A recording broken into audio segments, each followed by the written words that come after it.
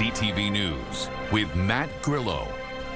Good evening. Canada's World Cup dream continues, earning the country's first ever knockout round win, defeating South Africa 1-0. This is dropping nicely. It's the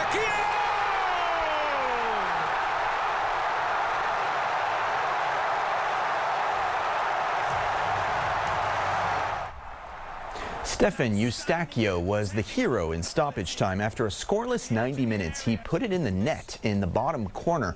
Canada had a few bright spots in the first, including this Jonathan David chance. The crowd roared when Alphonso Davies was subbed in with 15 minutes left in the game. The captain stepped on the pitch for the first time in 15 months for Canada after battling various injuries. His impact was immediately felt and the pace picked up with his presence, leading up to the game-winning goal. Canada will face the winner of the Netherlands-Morocco match on July 4th. So, a huge historic moment for Canada. Sweeta Rassi is at Frappe Bar on Saint Laurent Street. Sweeta, the fans are loving it. Go Canada, go Canada. Matt, if only you could have seen this place about an hour ago. It was a sea of red and white, and fans even took to the streets to celebrate. Now, this is, of course, the first knockout match at the World Cup, which means that the stakes were high for Canada. It was a do-or-die situation. And to be honest, Matt, when I was watching the game, it was pretty nerve-wracking, considering that Canada had a couple of close calls, but of course the team finally scored towards the end of the game, and of course you can imagine the fans were super excited. After the game, I caught up with a few. Here's what they had to say. Delighted, thrilled, good. Ready for round of 16. Happy. Yeah. Woo. Amazing. This is the first time that we made it through the knockout, and we've now passed and we're on to the next round of the knockout. It's amazing. I think it's good for the country, it's good for everyone, and I'm very happy and excited. I feel extremely proud, extremely happy. I'm trying to calm down because I'm on TV right now, but I think this team showed everything that what Canadian means. Like you mentioned, Matt, Canada will be facing off either the Netherlands or Morocco on July 4th. Back to you. Okay, exciting times. Sweeta Rassi live on Saint Laurent Street for us tonight. And we will be bringing you live FIFA coverage on CTV throughout the tournament. This will impact some of our regularly scheduled newscasts. Remember, you can always get the latest local news on ctvnewsmontreal.ca. Last night, attendance at the Jazz Festival broke records. Tens of thousands of people filled Place des Festivals to see Quebec's Angine de Poitrine. Attendance reached capacity and officials had to close the site, leaving plenty of people outside Jean Mance and St. Catherine Street area. Jazz Fest officials say they have not seen these types of numbers for a show since Stevie Wonder played the festival in 2009. Angine de Poitrine has recently experienced a stellar rise in success after a video of one of their sets was shared on social media in February. The connection between the band and the audience, the fans, because there were real fans in the audience. It was such a privilege to be witnessing something like that. So incredible evening that we will, remember for decades. At the beginning, we're thinking about doing a surprise show on a smaller stage, and we decided just before it got very big, we saw in the last months. We decided to put them on the main stage, and I think it was the best decision for the festival goers and for us too. And yeah, it's so surprising, but it's amazing to see local talent becoming the talk of the not of the town but the talk of the world in the music business industry, and it's incredible. Urgence Santé says paramedics responded to 10 calls between 10 p.m. and midnight and transported 6 people to hospital. The incidents included falls, intoxication, and other medical problems. None of them were considered life-threatening. A coroner's report is shedding light on the death of a park extension man. He died on the streets after being forced from his home last winter. Community advocates say the report stops short of recommending the changes needed to prevent another tragedy. Laurence Brisson-Dubreuil reports. Manjit Singh was a husband, a father, and to many in Park Extension, a neighbor who should still be here. Almost 6 months after his death, a coroner's report is reigniting calls for change. For Farid Benakli, who works closely with vulnerable residents in the neighborhood, the biggest issue is what the report leaves out. The absence of any recommendation is a missed opportunity. A man froze to death in a neighborhood with no adult shelter and no warming center, and that fact alone calls for action. Singh had been without housing for just 6 days when he died in January. He was found outside in minus 15-degree weather. The coroner writes the 42-year-old had been forced to leave his home following a dispute or a situation involving his roommates. The report concludes his death was caused by the combined effects of acute alcohol intoxication and environmental hypothermia. Community groups say the lack of recommendations is a missed opportunity to push for change, and that Singh's death highlights gaps that have been raised before. Park Extension only has a shelter for 18 to 25-year-olds and no warming center.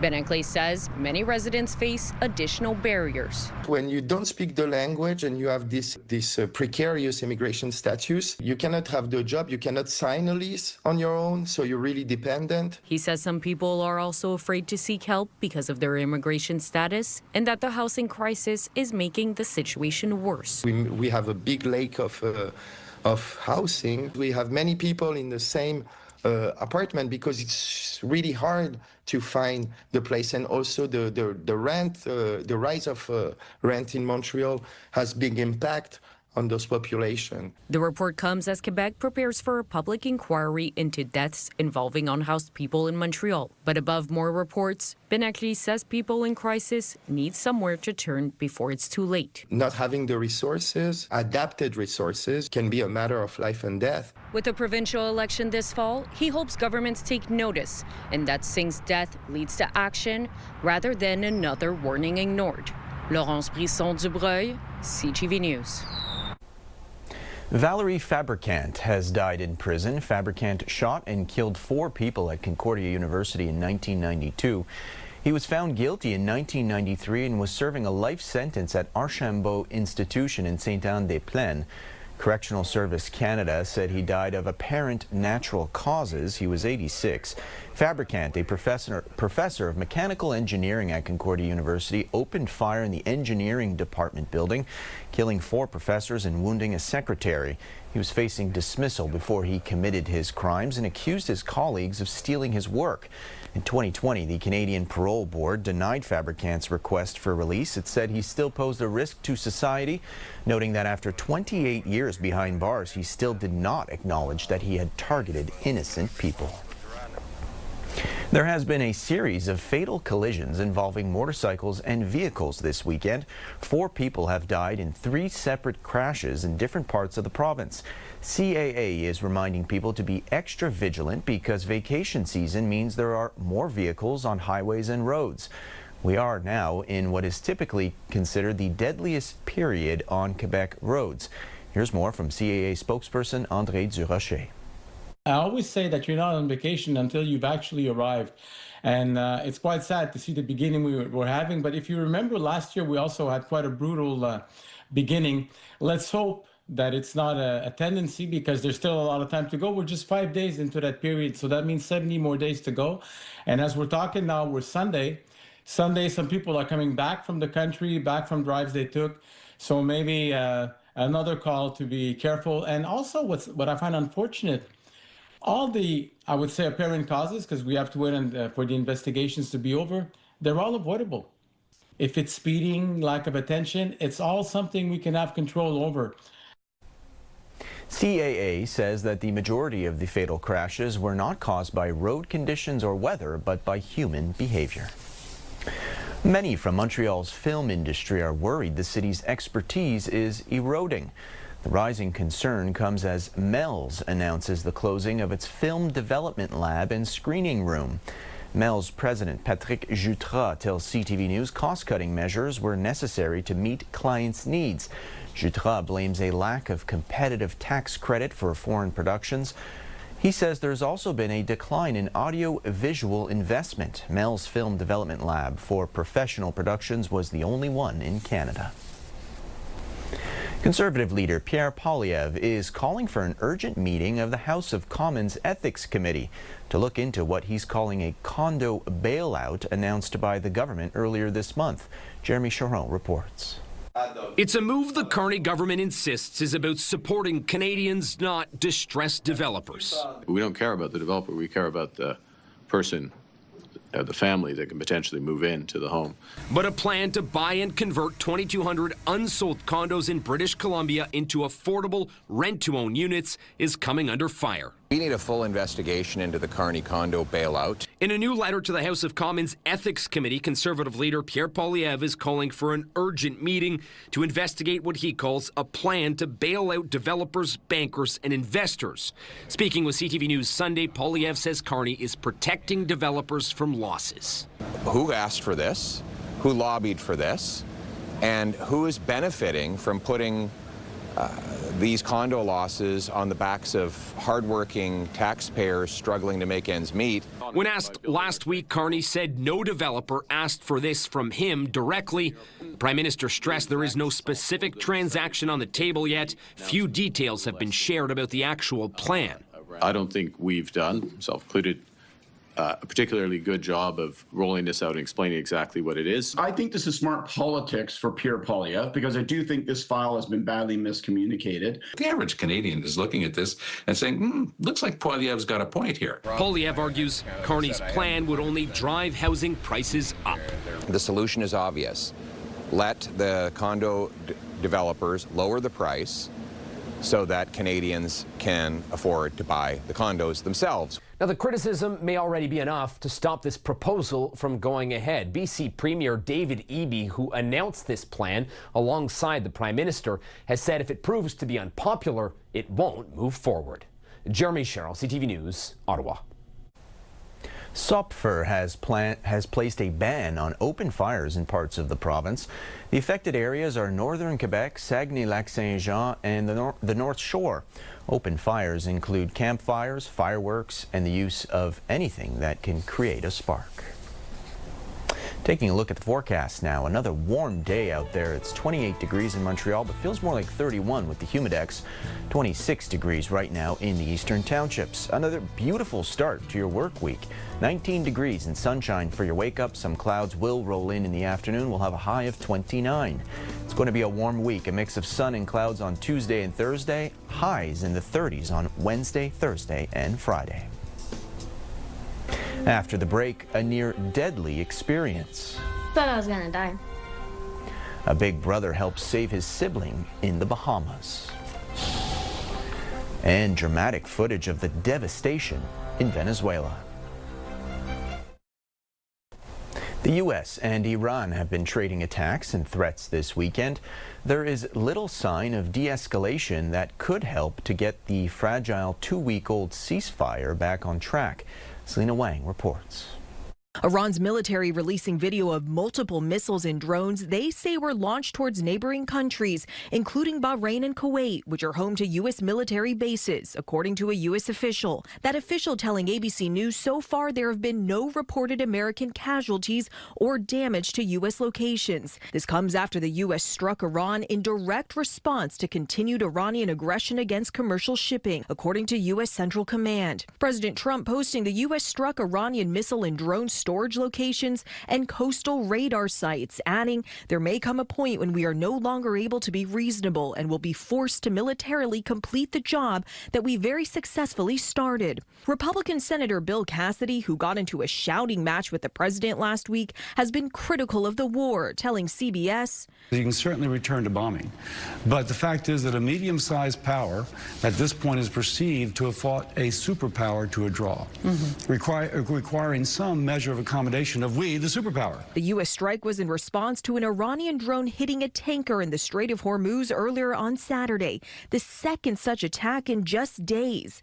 U.S. Ambassador to the UN Mike Waltz telling Fox News, if the Iranian regime thinks for a second that President Trump is going to sit sit by, stand by, while Iran continues to attack international shipping without a response, or our bases without a response. They're sadly mistaken. But Iran's foreign minister saying on Sunday that traffic in the strait is Tehran's responsibility. Selena Wang, ABC News, Washington. Turning now to the latest on the recovery efforts in Venezuela, where 33 people have now been rescued as the death toll climbs above 1,400. Several children were among those rescued this weekend, while tens of thousands remain unaccounted for.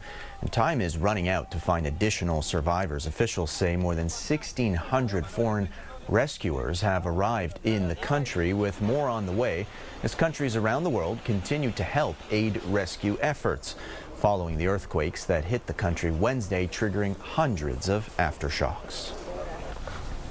An incredible drone video from a neighborhood in Venezuela shows widespread devastation, with some buildings completely collapsed.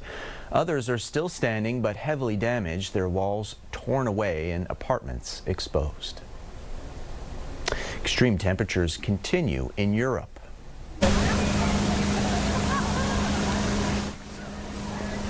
In Berlin, police used water cannons to cool down crowds, while extreme temperatures also sparked wildfires in Germany. The World Weather Attribution, an organization that studies climate change, suggests global warming is the cause as the heat wave moves east across several countries. The World Health Organization warns that Europe is now the fastest warming continent and needs to do more to protect its citizens. This past week, France reported 1,000 additional deaths during the heat wave. A 12-year-old boy is thanking the quick thinking of his older brother after he was attacked by a shark. Now they're both speaking out about the incident. Morgan Norwood has the story. What was supposed to be a day of sun and snorkeling, quickly turning into a desperate fight for survival. I just thought I was gonna die. Speaking first to GMA, 12-year-old Parker Roll and his brother Jack describing the frightening moment he came face to face with a shark while swimming off a secluded beach in the Bahamas with his family. I see this, what looks like a rock. I was like, oh, it's a rock. And then I see it comes closer to me. I was like, oh, it's a Nerf shark. Oh, it's a really big Nerf shark. And then it goes towards Parker and I keep swimming, and then 2 seconds later, I hear an ear-piercing scream. What Jack thought was a typically docile nurse shark was actually an 8 to 10 foot reef shark latching onto Parker's leg. I didn't really feel it at first because there's just so much adrenaline. His big brother instantly springing into action. I immediately took off my swimsuit because I was like, oh, we have to stop that bleeding. I ran over there, wrapped it around his leg, and then picked him up and started carrying him over to the beach. Parker's other brother, Adam, alerting crew members. I immediately ran up the hill and I started screaming to get a first aid kit. The crew racing to help carry Parker back to the boat, but it was still a 60-mile trip back to the shore, but with no cell service or radio contact. Parker in agonizing pain. I felt like a knife was stabbed into my calf and then twisted, and then someone was laying on top of it. After a frantic trip back to land and a waiting ambulance rushing Parker to the hospital where he underwent surgery, receiving more than 1,000 stitches, his leg still intact. I definitely consider myself very lucky, as that shark could have easily taken my leg off. Parker's parents say doctors expect him to make a full recovery. The whole boat was praying on that ride back because, you know, it was very, very uncertain how it was going to turn out. But fortunately, those prayers were answered. Very, very grateful and blessed. And Parker now crediting his big brother with saving his life. I definitely consider him as my hero, as he stopped bleeding and saved my life. Morgan Norwood, ABC News, New York. Just ahead, he's hitting the road again.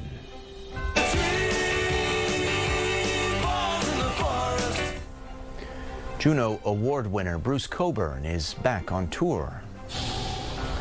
And foreign aid is coming into Venezuela, but what is needed and how can people help? We find out after the break.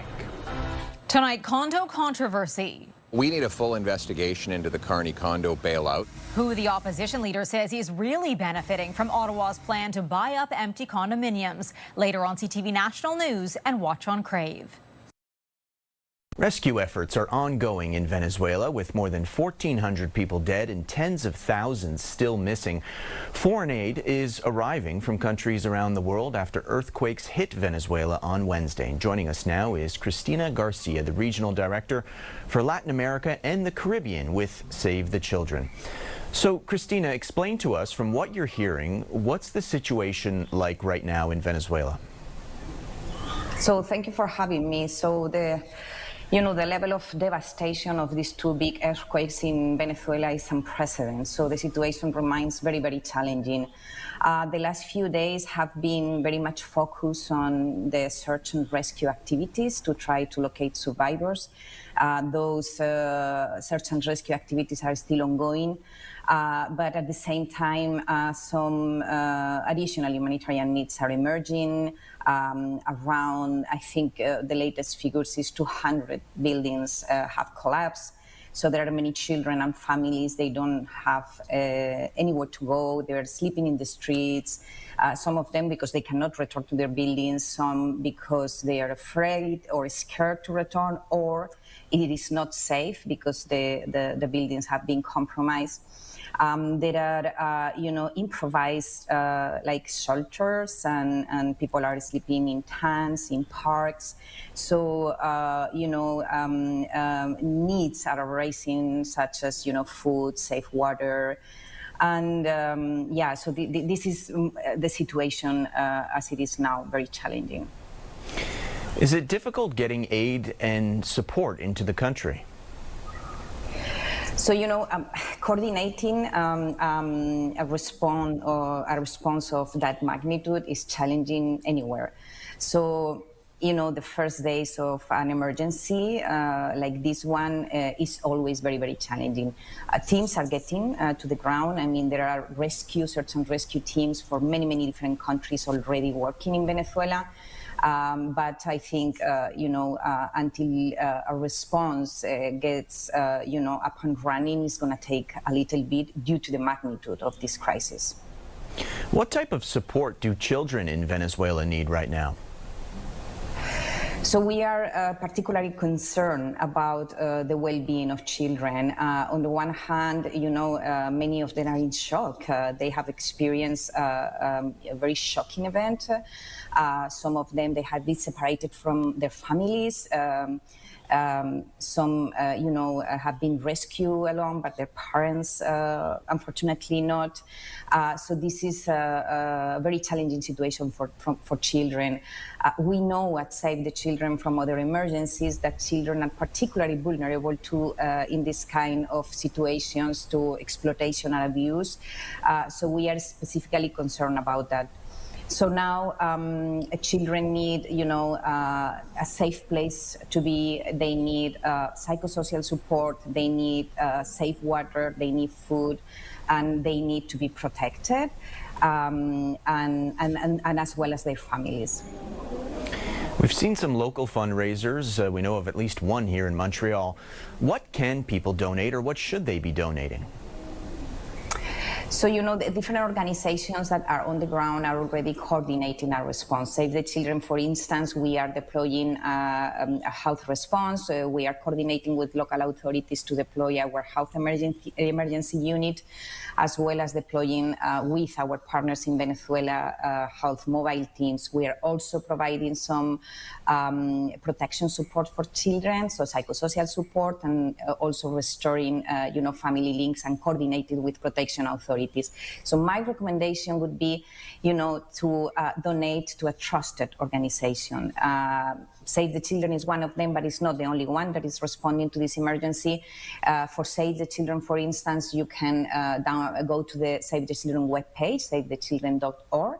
And there you can find a place to donate. But many other organizations that are trusted organizations, they have also, the same means to donate.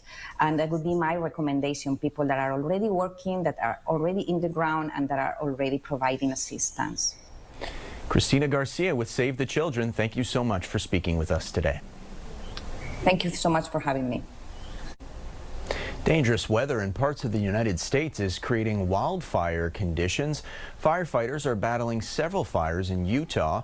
There are red flag warnings across 7 states in the West. Allison Cossack reports. Dangerous, fast-moving wildfires exploding across Utah, forcing evacuations and destroying homes. The Cottonwood Fire, the largest fire burning in the country, expanding to more than 92,000 acres. This Ring camera video showing flying embers and flames moving in on cabins and trees in Beaver, Utah. Within seconds, completely surrounding kind of the trees around my cabin. I've never seen anything like that. I didn't know fire could do that. Southwest of Salt Lake City, the Maple Peak and Cherry fires merging into one, burning over 30,000 acres. Firefighters making progress on the Iron Fire, now running parallel to the Cherry Fire, which has scorched more than 40,000 acres. The Iron Fire on the first initial attack was all by their volunteer fire department. Wow. And they are the reason that town is still there. Meanwhile, in Kentucky, Governor Andy Beshear declaring a state of emergency. Drivers urged to stay off roads. It's going to be dangerous to drive. We've already had at least one motorist swept away and killed by flash flooding. In Bullitt County outside Louisville, some residents urged to evacuate after the heavy rains caused a dam to fail. People didn't want to vacate their homes, which I know people want to stay home, and it's your stuff, it's your loved ones, stuff like that. But it's so dangerous when you stay at home and all the floodwaters are rising. And in Richmond, south of Lexington, significant flash flooding impacting the city. Residents there urged to seek higher ground. Allison Cossack, ABC News, New York.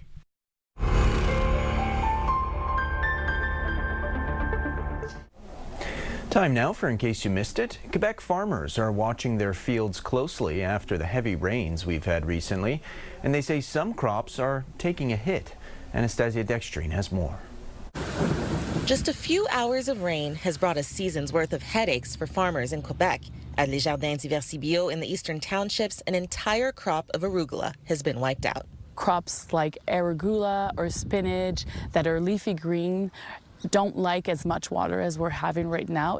Environment Canada says the region received more than 150 millimeters of rain over the weekend, and totals typically range from 80 to 90 millimeters for the entire month of June. The problem at this point is not how much, but in how little time. So it's so abundant, it just doesn't have time to go where it's supposed to go. Organic farmer Melanie McCulloch says in some areas of the property, the downpour has led to excessive mud, and that's delayed work as tractors can get stuck. So when it comes to some crops, they've had to adjust. Water on strawberries will do mold, they'll bring disease. We tried a new technique that is covering them up with a little greenhouse, and at some point in this summer, we'll take it out and we're gonna go cover tomatoes. McCulloch says all is not lost. There are some crops that are less prone to being drowned out. The farm also grows radish, beets, and green onions, all of which can survive the rainier weather. And that's good, as forecasters say there could be more to come. There's going to be shower and some unsettled weather. So the same kind of weather is going to be around for a couple of days again, close to normal temperature as we are in right now, though we're going to see a change in the last few days of June. Environment Canada expects less precipitation in July, and with the pond as reserve, McCulloch says she'll be ready for that too. Anastasia Dextrine, CTV News. One of Canada's most celebrated songwriters is hitting the road again. Despite advanced age, Bruce Cockburn says his tour will highlight 6 decades of socially conscious music. Stéphane Giroux reports. Bruce Cockburn has won 13 Juno Awards since the 1970s. He pretty much defined Canadian protest songs.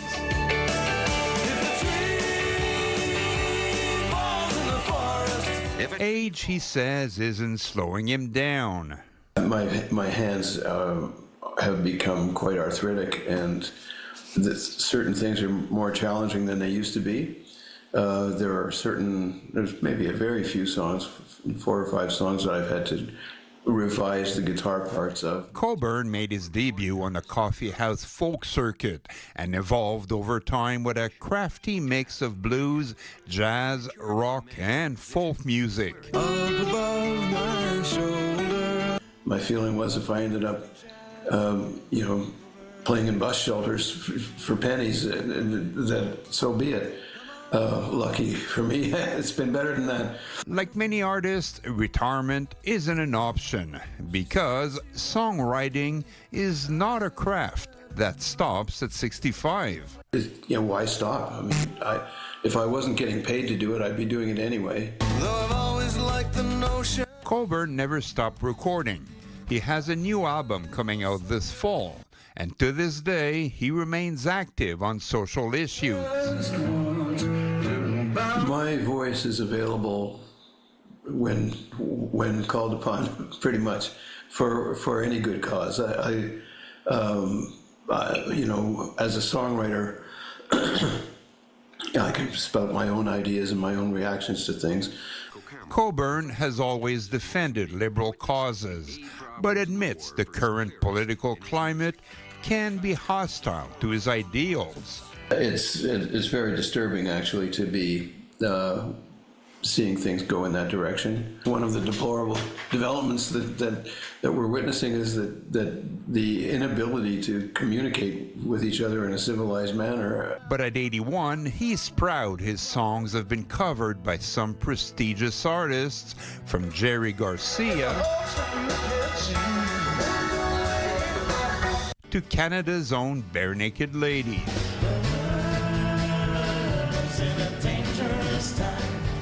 People are paying attention to the songs. That's the best part for me. Cockburn's tour begins next month in the U.S., but will hit Toronto, Ottawa, and Montreal in October. Stéphane Giroux, CTV News. After the break, a milestone celebration for Scouts in Quebec. The cost of a new computer, tablet, or gaming system is on the rise. Price hikes were announced last week by two of the world's biggest tech companies. John Valerie reports.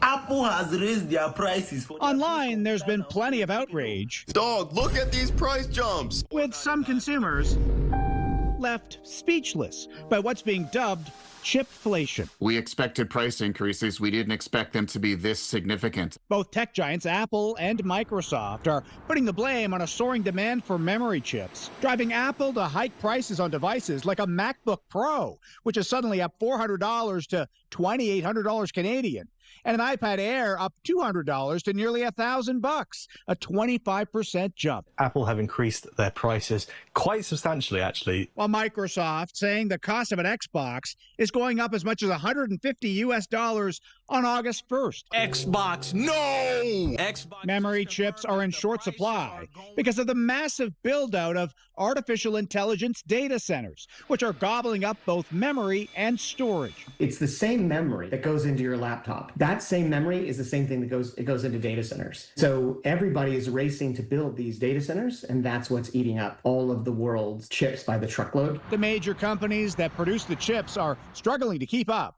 Apple writing, "We have never seen a component price increase this much, this quickly."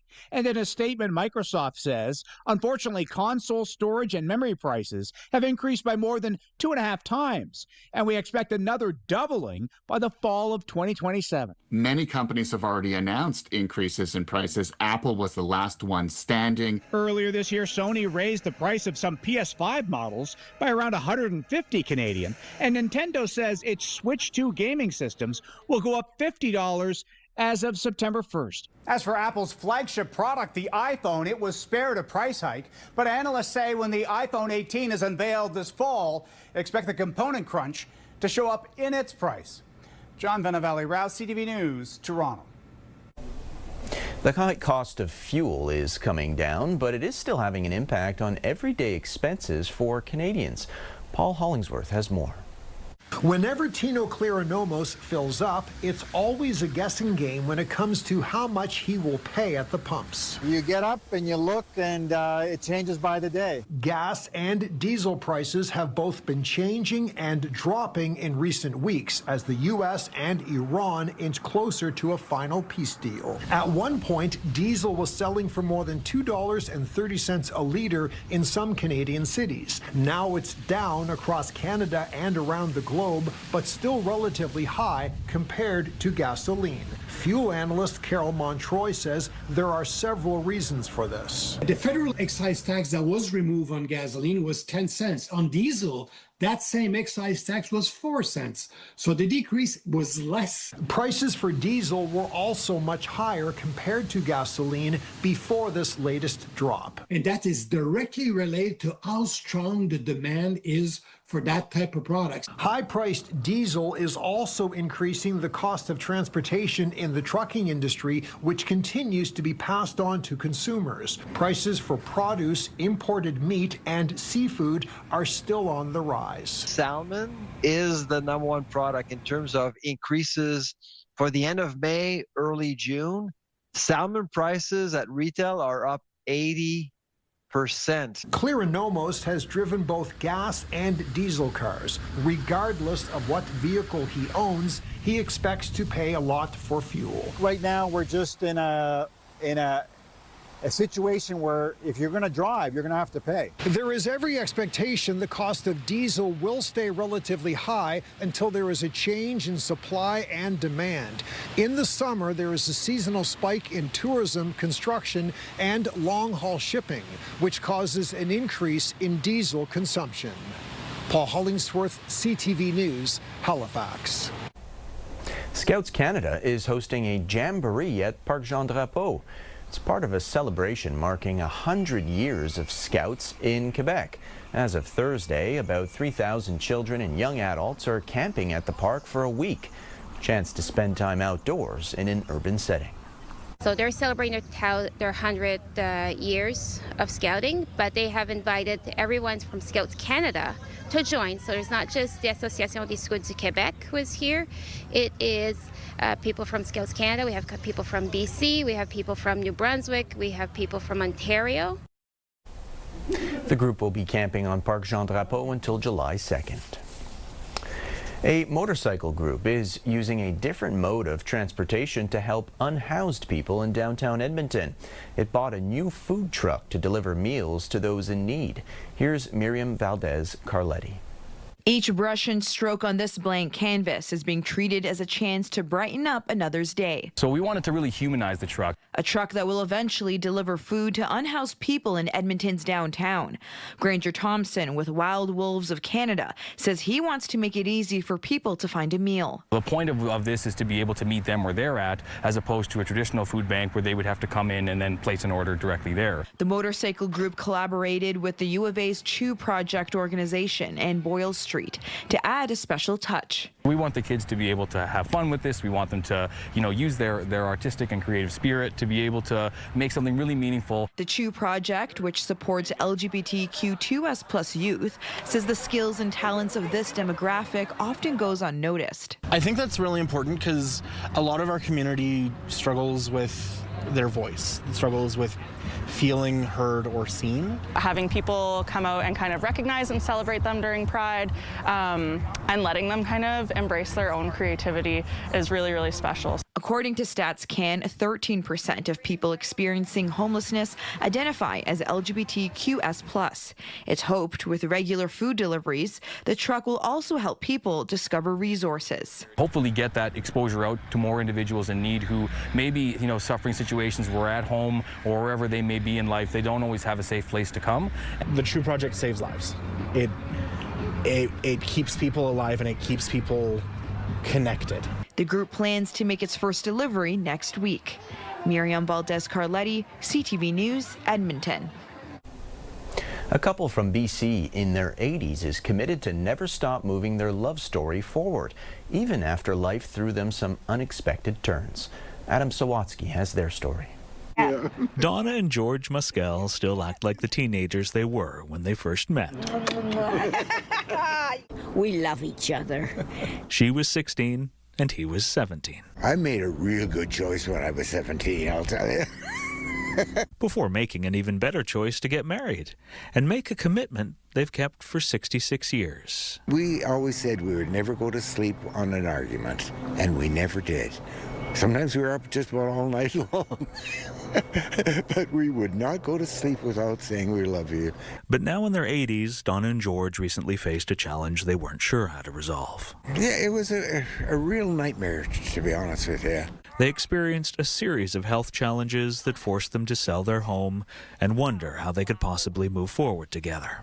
Felt terrible. I wanted to do it, but I can't. But then Donna and George discovered the most unexpected thing they can do. I can't walk, but I can pedal. Now the couple travel together on a tandem trike twice a day. We go everywhere we want to. Woo! Pedaling for hours, greeting everyone they pass, and making this a joyride. Just look at the bright side of things. Although they always find the brightest of the bright is right beside them. I'm with my hubby. Oh, I love triking with him. And that love can feel like rocket fuel. I have to tell her, slow down, dear, slow down. Because the older you get, the faster time flies. Life is just so fleeting. Enjoy it. Enjoy the moment. And after embarking on the ride of a lifetime, these high school sweethearts are committed to never stop moving their love story forward. Adam Sawatsky, CTV News. Strawberries are one of the clearest signs summer has arrived, but in PEI, the crop is late and will come to consumers with a higher price. Maria Saru reports. From green to red, the strawberries are starting to turn at Shorebreeze Farm, but not fast enough. We need some sunshine.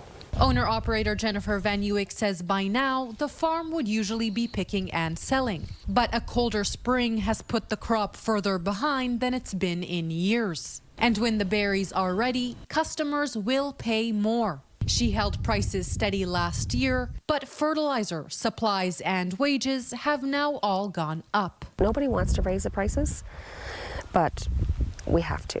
It's just not sustainable anymore. She expects to raise the cost of a quart from $6.50 to $7. In other parts of the Maritimes, farmers are facing similar cost pressures and making the same tough call. On the retail side, I've seen a high start. I know just from our own personal farm, we are really struggling to keep up with what's going on. Horticulture Nova Scotia says margins are shrinking and growers hope customers will understand that local berries could come with a bigger bill. The fertilizer prices are crazy. The fuel prices are insane. Back on the island, Van Uwyk says the later start shouldn't mean less fruit. It'll just push the season back with plenty to pick once the heat finally holds. Shorebreeze Farms hopes to set a U-pick date soon, but like the crop, that depends on the weather. Maria Saru, CTV News, Argyll Shore, Prince Edward Island. The 40th edition of the Larone Fireworks kicks off next week. The opening show will be on July 2nd. A week later, on July 9th, Hungary will host a performance titled An Emotional Roller Coaster. The third show of the season will come from Italy on July 12th. The shows start at 10 p.m. and there will be street closures around the Jacques-Cartier Bridge. For more details and the full schedule, visit our website, ctvnewsmontreal.ca. Still to come, they're cute and cuddly. It's like an extra adventure of them running around, and us, we just call ourselves part-time goat wranglers. And they have become quite the attraction in Newfoundland. Breaking news and local news that matters to you. Download the CTV News app right now by scanning the QR code on your screen using your smartphone. Or you can also go to our website, ctvnewsmontreal.ca. One of the most sought-after events in Newfoundland and Labrador is held in an art studio in the city of Mount Pearl. And the stars of the show, a group of goats. Garrett Barry has more. They're rambunctious, demanding, in short, terrible painting partners. But at the Clay Cafe in Mount Pearl, this crowd can't get enough. They're cute because there's baby goats, and baby goats are the best. I definitely like Cardi B and Figgy. Why do you like Cardi B? Because she's a troublemaker like me. Figgy, Timbit, and the one that looks like a lamb. That's why this twice-monthly event has been sold out since 2019. What makes this all work, of course, is just how approachable these animals are. They'll climb up on your table or take food right out of your hand, or Figgy here will, as you can see, cuddle real close if you hold him in your arms. Still, it's more painting near goats than painting with goats. The only markings these guys made on the floor. But they're so cute, they might even bring you to tears. They keep jumping up on the tables and trying to clear it off, and they're like, oh, I'm here. Cleanup aside, for staff, it's a highlight of the job. It's our favorite day to work because we get to come in and cuddle the goats, and it's like an extra adventure of them running around, and we just call ourselves part-time goat wranglers. Each of these animals a little bit different. Goats I just think are extra special because, as you can see, they're silly, but they're, sweet and loving, and it's a super cool mixture for sure. So farmer Julie Hollett says bringing her animals to the public and seeing children and adults alike fall in love is a joy. Garrett Berry, CTV News, Mount Pearl, Newfoundland and Labrador. Taking a final look at the forecast now. Despite some showers, it was mostly a really nice day. 28 degrees in Montreal, 26 in Sherbrooke. We have a beautiful start to your work week. 19 degrees and sunshine for Monday morning. Some clouds expected in the afternoon. We'll have a high of 29 degrees. We will see some warm temperatures this week. A mix of sun and clouds on Tuesday and Thursday. Highs in the 30s on Wednesday, Thursday, and Friday. Well, that's it for us. Thanks for watching. Have a great evening.